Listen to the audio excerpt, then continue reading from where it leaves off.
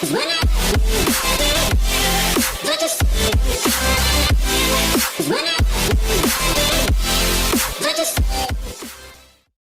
there guys, how's it going? It's Ron from Average Canadian Tech here. Today we got a Galaxy A53 5G in for a screen repair. As you can see, this screen is totaled. Black, dead pixels everywhere. You can barely see the image. You can't even use it. The touch doesn't work anymore. Got to get it repaired. So we're going to heat up the back a little bit. It is plastic, so I mean you don't have to, but it helps to get it off a little bit easier. Don't leave it on too long. You don't want to hurt the battery, but yeah. You're going to use a razor and take it off. This one I've opened up before, so it comes off a little bit easier, but yours will come off relatively easy as well. Just pull it away like that. It bends, obviously. It's plastic, not glass.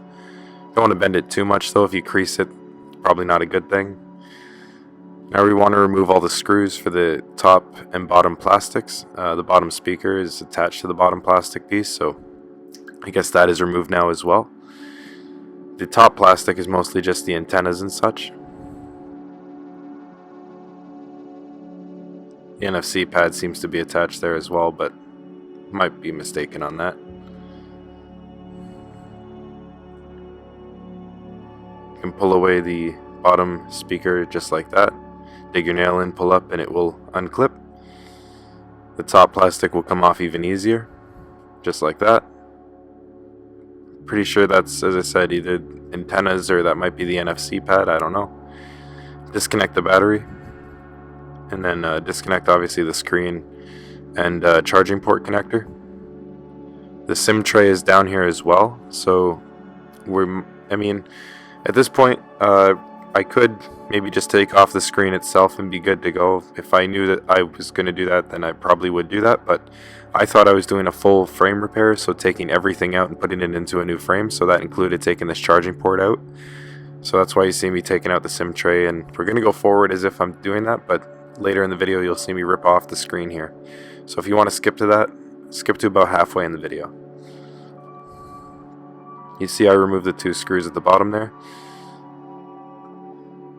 That was for the charging port, and this little tiny camera thing is the fingerprint scanner, the in-screen one. It's very small. Like, I haven't seen them that small in a long time. Most of them are a little bit bigger. Getting out the charging port is a little bit tricky. You have to go in from the right side, as you see me doing there, which means you have to lift up the display connection.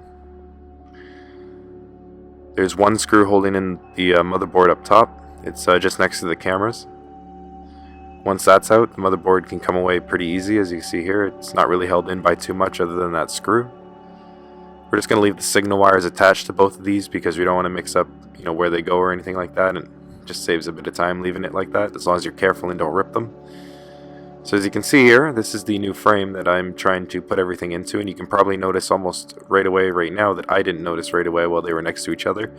And that is that the top part is a different size. The battery compartment is a different size. So I just go ahead here, I heat up the screen, I'm getting out the battery with the intent of putting it in the other frame there. At least this allows me to show you the new way that I've been doing it with Samsung batteries specifically, because Samsung loves using glue. Just use boatloads of rubbing alcohol and a bit of heat. You can heat up the phone to about 75 degrees Celsius. And as you can see, with the combination of the heat and rubbing alcohol, it allows you to pull out the battery easy enough.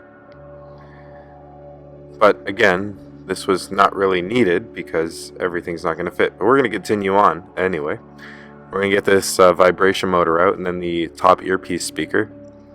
The vibration motor, as small as it is kind of hard to get out without poking yourself. The best way I found to go at it was to go at it from the connection side and then get underneath it that way. And then it comes out a little easier instead of trying to go underneath the vibration motor itself, which seemed to be not doing the best job. The speaker unit up top came out a lot easier. Definitely not as hard as the vibration motor.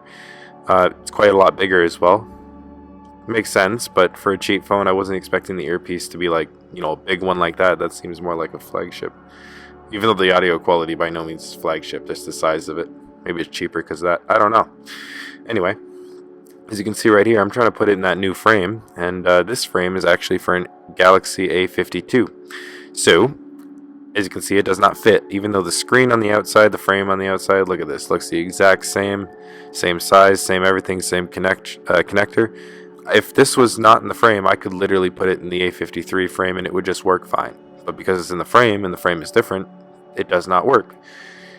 How convenient. So you know what we have to end up doing? We have to put this frame back, and thankfully we did have an A53 AMOLED available as well. So we're going to have to remove the old screen here. I mean, it's already dead anyway, so it's not like we're saving much. But here's the new screen that will be going on. As you can see, looks the exact same. If I wanted, I could put it in the A52 frame and it would work just fine. But again, for whatever reason, Samsung said, hey, they're different phones. There's a different number. We need to change the frame. Otherwise, people won't know what it is. Or, I don't know. They'd be selling the same phone essentially. But one has 5G. I don't think the A52 has 5G. Anyway, enough ranting about that. It's the only reason I care so much is because it was rather difficult getting this screen out of the frame. Even though everything is out of the phone, I heated up the phone at 90 degrees this time. It's still difficult. Using a bunch of rubbing alcohol didn't really help. Almost cut myself a few times.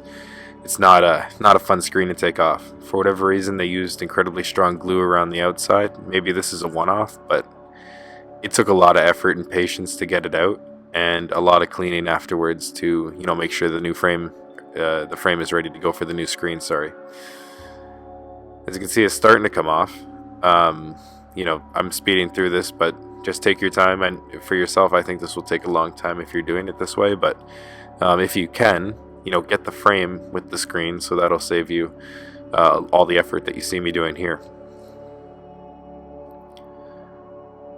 Look how hard, I'm putting a lot of force on this, and it's just slowly coming off, just because the glue is giving way. Absolutely disgusting. Making a huge mess as well. There's the screen, finally came off. It did leave a huge chunk of glass behind. Try not to cut yourself. If you can, wear some sort of glove while doing this, but the reason why I do this with my bare hand is because I feel better with it, right? Even though there's a risk of cutting myself, I'd rather feel it to make sure there's no glass on the frame at all. If it pricks me, then that's not the best thing in the world, but yeah, at least I know there's glass there, and I should probably clean it up, So I'm just going to speed through that process. You can kind of see me going through it now, just cleaning up the frame and everything. Once I believe that it's fine, I'm going to put everything back in, and if you were doing the screen repair without the frame, you could have skipped a lot of the earlier part of the video here, as I said earlier in the video. But yeah, even right now you could probably skip ahead, because putting everything back you might not need to do. You didn't probably take out your battery or your charging port or your motherboard. You just took out the screen, which is totally fine. But as you can see, it's rather modular and easy to put everything back in. The battery just goes in normally. Motherboard, charging port fall into place. It's not the hardest thing in the world.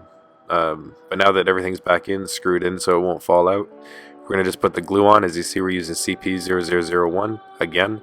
You can use T7000 or E8000 or something like that. They're all pretty good. B7000 as well. So many different ones. They're all pretty much the same.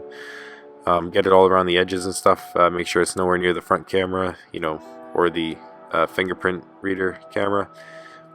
And you should be good. Now we just got to get the screen on, get the connector lined up and through the frame, and make sure it lines up. Just going to remove the protective plastic there, just so I can make sure it is flush with the frame.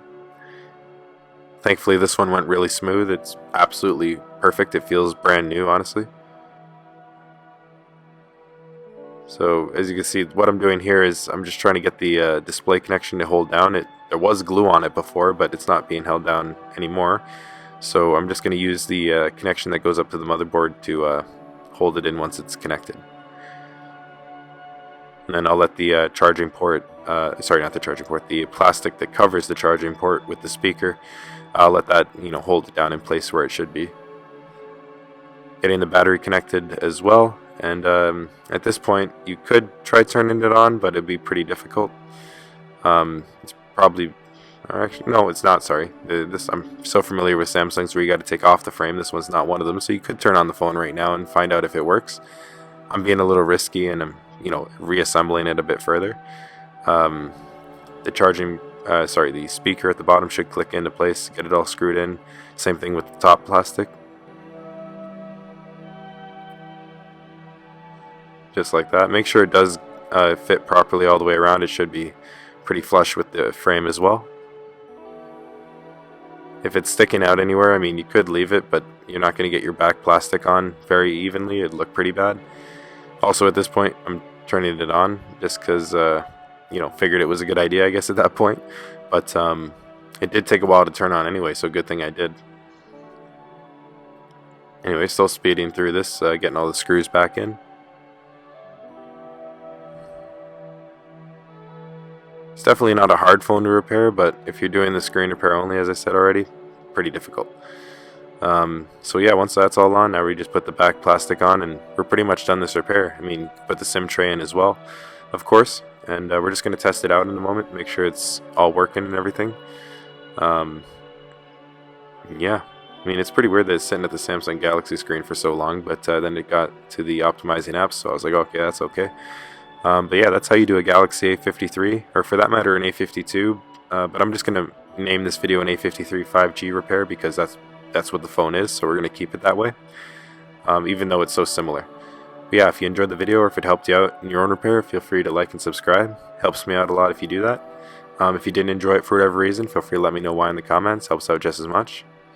But as you can see, it seems to be working just fine, so yeah, we're pretty much done. Hope you guys have a good one. Stay safe out there. And peace.